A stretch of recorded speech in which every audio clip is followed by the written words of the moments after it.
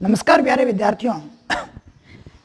जैसा कि मैंने पिछली क्लास के अंदर आपको बताया था कि जो मैंने कबीरदास से संबंधित 12 प्रश्न दिए थे उनका सॉल्यूशन करके यानी आंसर लिख के आपको टेलीग्राम में या फिर मान लीजिए वापस व्हाट्सएप पे कहीं पे स्कूल की आईडी पे सेंड करना था। लेकिन विद्यार्थियों की मांग है कि उन 12 प्रश्नों के आंसर बोर्ड पे करवाए जाए, जिससे कि हमें ये पता लगे कि हमारे द्वारा लिखे गए आंसर और उसमें कितनी भिन्नता है, हमारे आंसर सही है या नहीं है। तो आज अपन जो मैंने कबीरदास वाले चैप्टर के 12 क्वेश्चन आपको लिखवाए थे उनके आंसर के बारे में जानेंगे।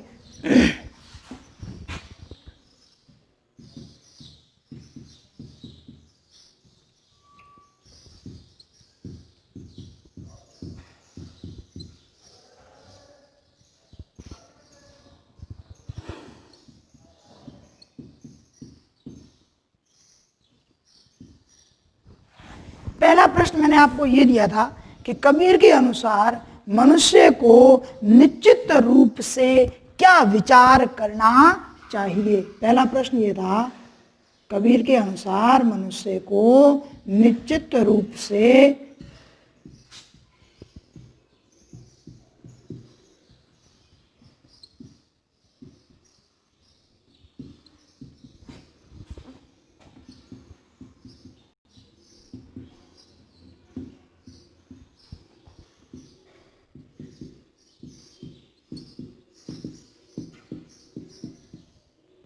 पहला दुआ मैंने आपको बताया था,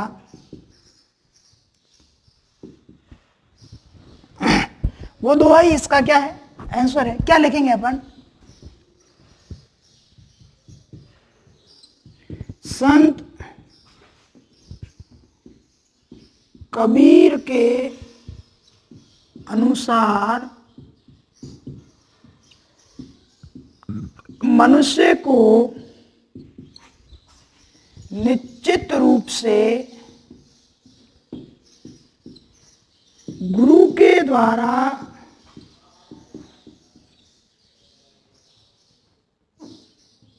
दिए गए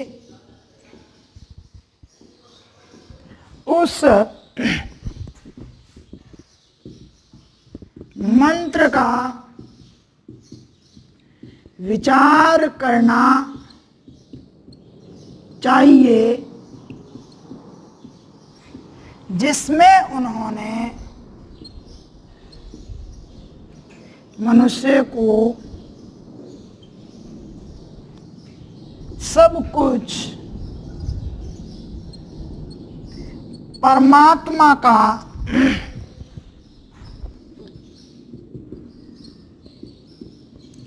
मानते हुए एक साथ में त्यागने का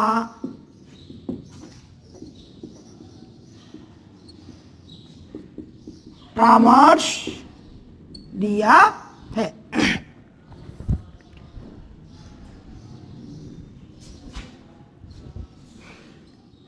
क्या था दुआ? त्याग तो ऐसा कीजिए सब कुछ एक ही बार, सब प्रभु का मेरा नहीं निहचे किया विचार, है ना। यानी कि विचार करना चाहिए, इसमें उन्होंने मनुष्य को सब कुछ परमात्मा का मानते हुए एक साथ में त्यागने का परामर्श दिया है। दूसरा प्रश्न था आपका कि कवि ने कैसा त्याग करने का परामर्श दिया है। वही बात, इसी के अनुसार ही मैंने प्रश्न बनाया था। कैसा त्याग करने का परामर्श दिया है कि मनुष्य के पास जो धन वैभव संपत्ति है उसको एक साथ में ही त्यागने का परामर्श दिया है। सीधा आंसर लिख रहा हूं दूसरे का, देखो। कवि ने मनुष्य को सब कुछ में क्या है, धन संपत्ति वैभव कुछ भी जो उसके पास में है एक साथ, यानी कि सब कुछ परमात्मा का मानकर एक साथ में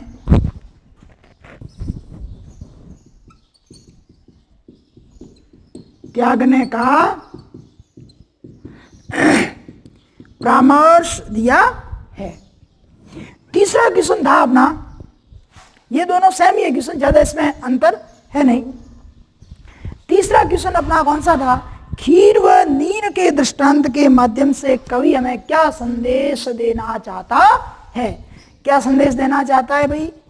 जो मैंने आपको दूसरा दुआ जो पढ़ाया था उसके अंतर्गत मैंने ये कहा था कि सुनिए गुण की बार तार ओ गुण लीजे नाई, हंस क्षीर को गैत है नीर सो त्यागे जाही।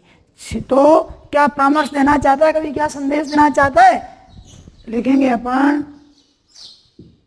खीर व नीर के माध्यम से कवि ने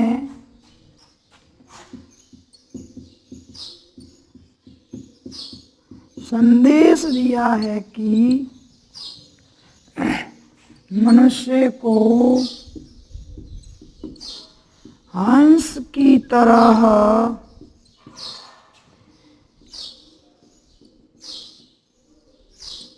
नीर खीर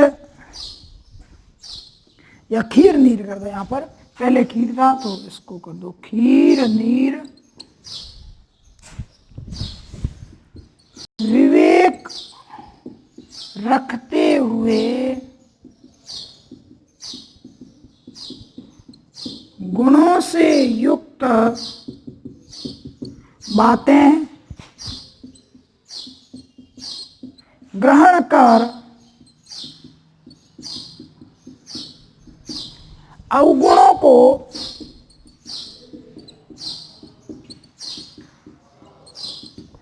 त्याग देना चाहिए।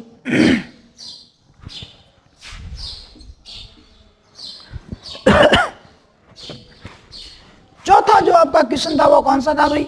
कबीर ने ईश्वर प्राप्ति का क्या मार्ग बताया है?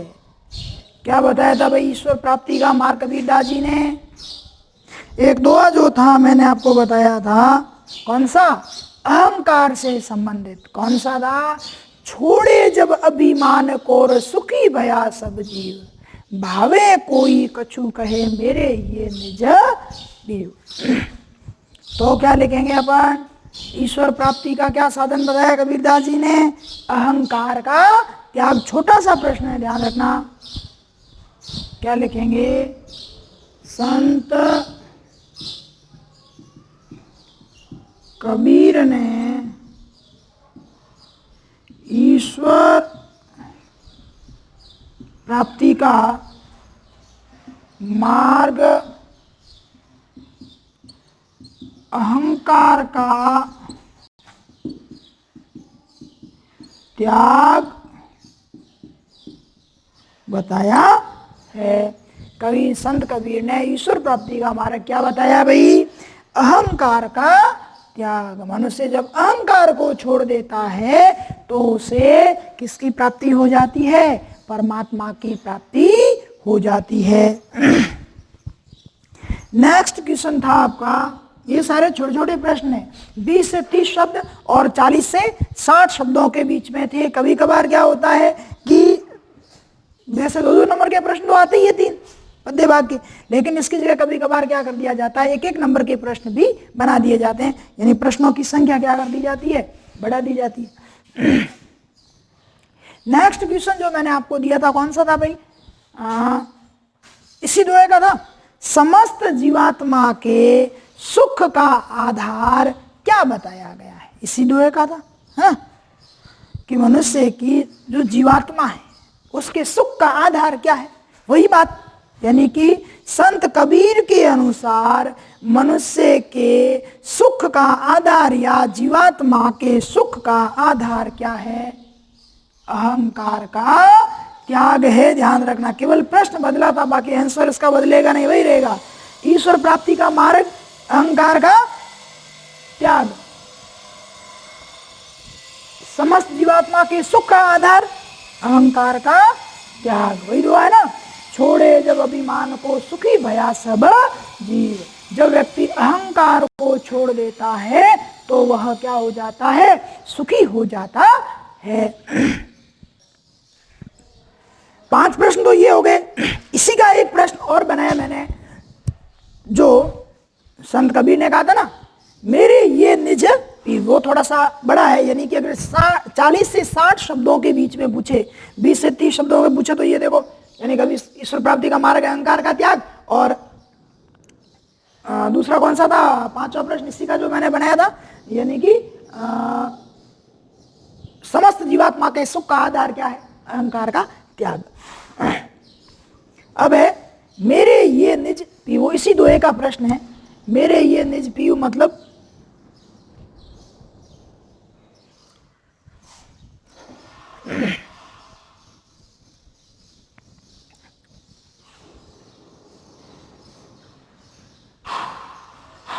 पीयू का सामान्य अर्थ क्या है, पतिदेव। और यहां पतिदेव कौन है, कबीर दास किससे कहते हैं, परमात्मा को कह रहे हैं कि मेरे हृदय में उनका वास है। प्रश्न है, 6ठा प्रश्न है कि मेरे यह निज पीयू, पंक्ति से कवि का क्या तात्पर्य है।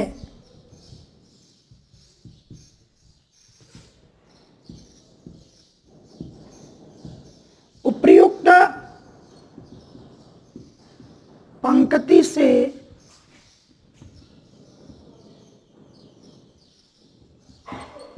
कवि का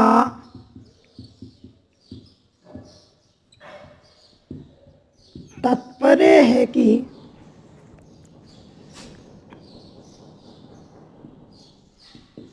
अहंकार के त्याग से मेरा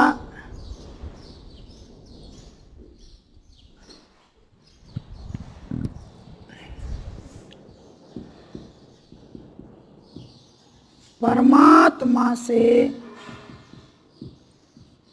मिलन हो गया है। अब दुनिया चाहे मुझे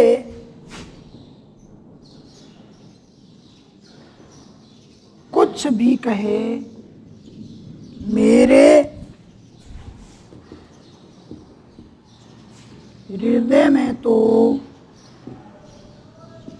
मेरे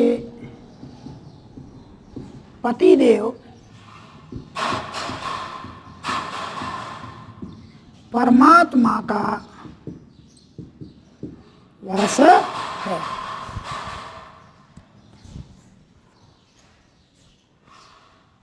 है कि अहंकार के त्याग से मेरा परमात्मा से मिलन हो गया है। अब दुनिया चाहे मुझे कुछ भी कहे, मेरे हृदय में तो मेरे पतिदेव अर्थात परमात्मा का वास है। दुनिया का मुझ पर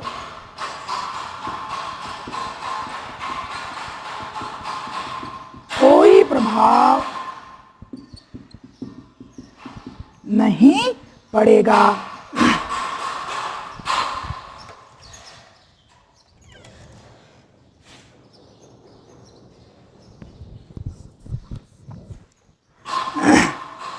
नेक्स्ट 6ठा क्वेश्चन जो था वो कौन सा था, 6ठा हो गया। 7वां है, तलवार व म्यान के दृष्टांत के माध्यम से कवि ने क्या संदेश दिया है। तलवार व म्यान के दृष्टांत के माध्यम से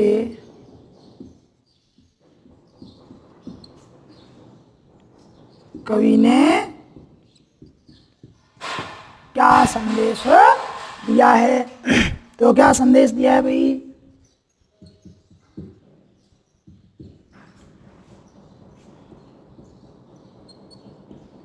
तलवार व म्यान के दृष्टांत के माध्यम से कवि ने संदेश दिया है कि जिस प्रकार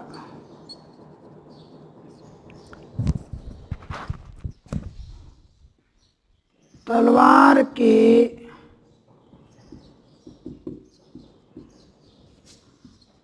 कवच का महत्व न होकर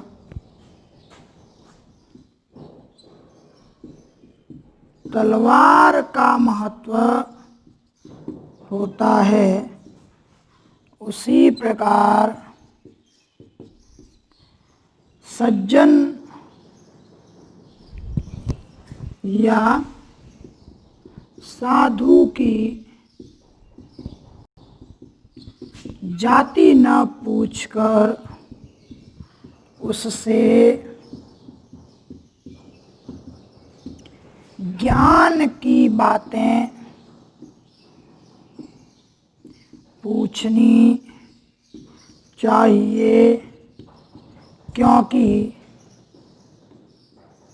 महत्व उसकी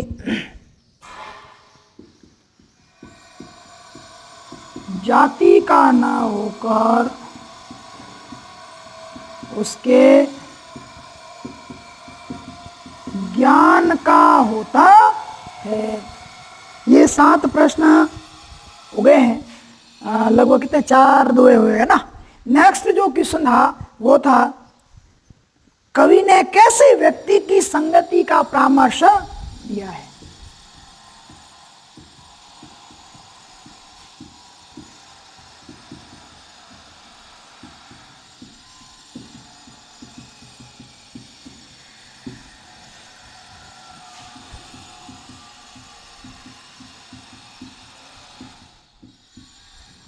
कैसे व्यक्ति की संगति का परामर्श दिया है भाई? कवि ने कौन सा दुआ था? संगत कीजे साधु की कभी न निष्फल होए, लोहा पारस परस्तेर सो भी कंचन होए। कवि ने सज्जन की संगति करने का परामर्श दिया है, जिसका हमेशा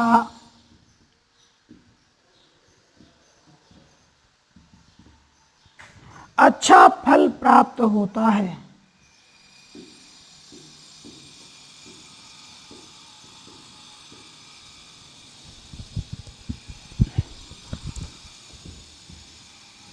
नौवां प्रश्न जो है आपका वो कौन सा है?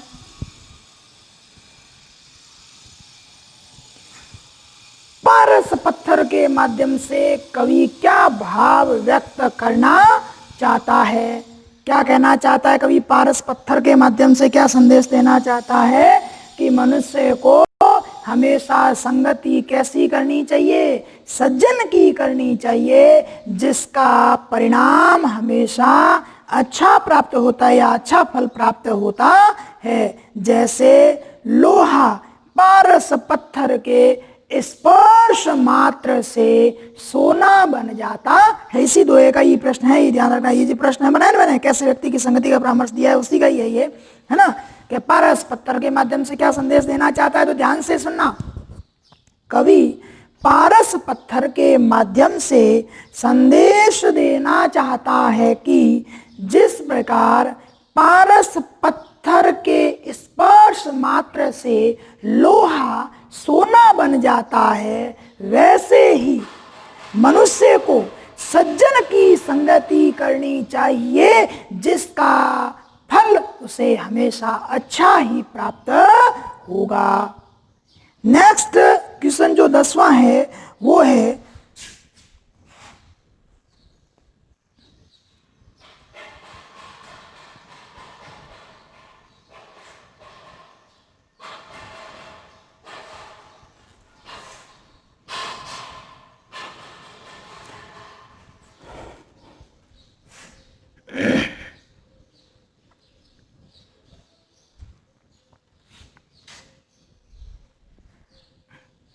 10वां क्वेश्चन कौन सा है भाई? दुराशा रूपी सर्पिणी को नष्ट करने का उपाय, है ना।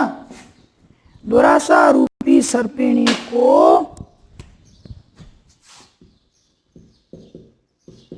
दुराशा मतलब दुराशा, कैसी आशा? बुरी आशा।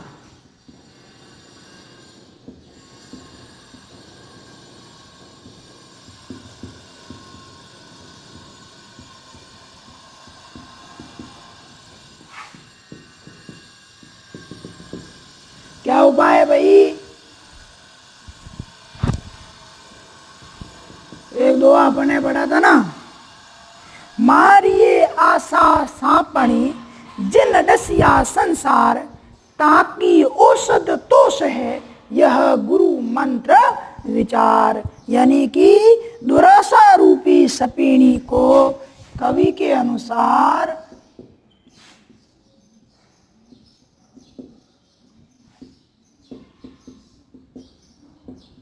दुराशा रूपी सर्पिणी को नष्ट करने का एकमात्र उपाय क्या है भाई?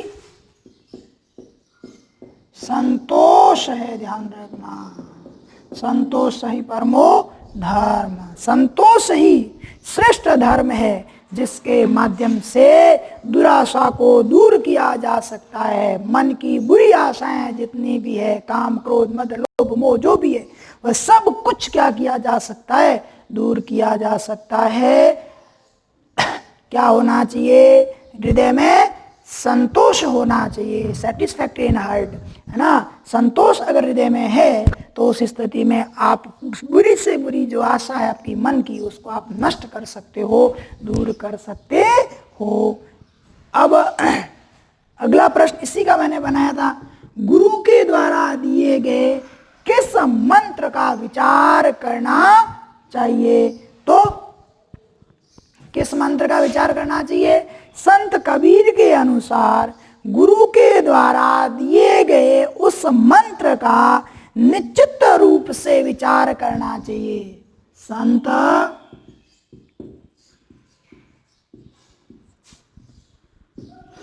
कबीर के अनुसार गुरु के द्वारा दिए गए उस मंत्र का विचार करना चाहिए, जिसमें उन्होंने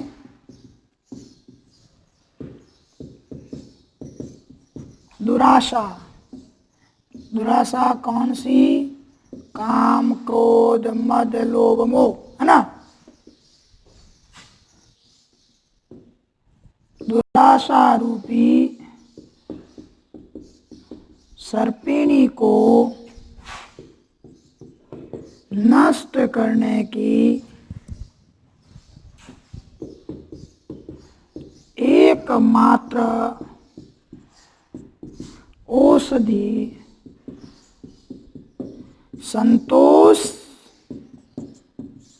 बताई है। अंतिम और नेक्स्ट क्वेश्चन कौन सा था भाई? अंतिम, कोयल व कौवे के माध्यम से कवि ने क्या संदेश दिया है?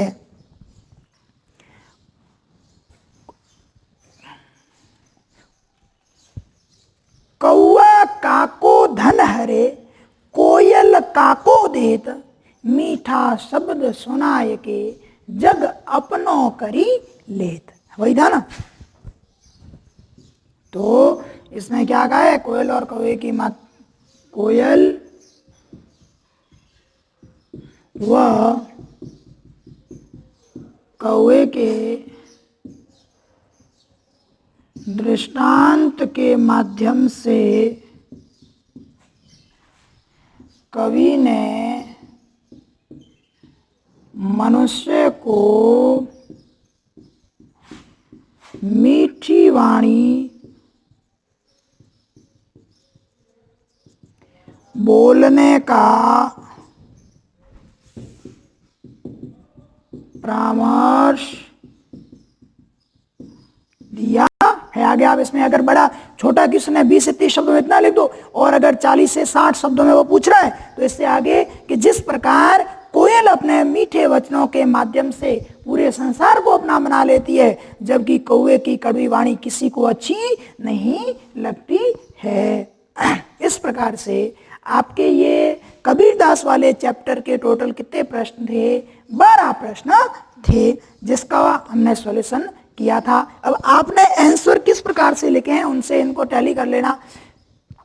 उसके बाद अगर आपको कुछ लगे कि हाँ इसका आंसर हमें ऐसे लिखना था, हमने इस प्रकार से लिखा है, तो उसमें वापस संशोधन कर दीजिए। और अगर बढ़िया तरीके से आपने लिखा है तो इससे टेलीग्राम ऐप के अंदर भी उसे पोस्ट कर दीजिए, जिससे कि और को भी इसका फायदा मिल सके।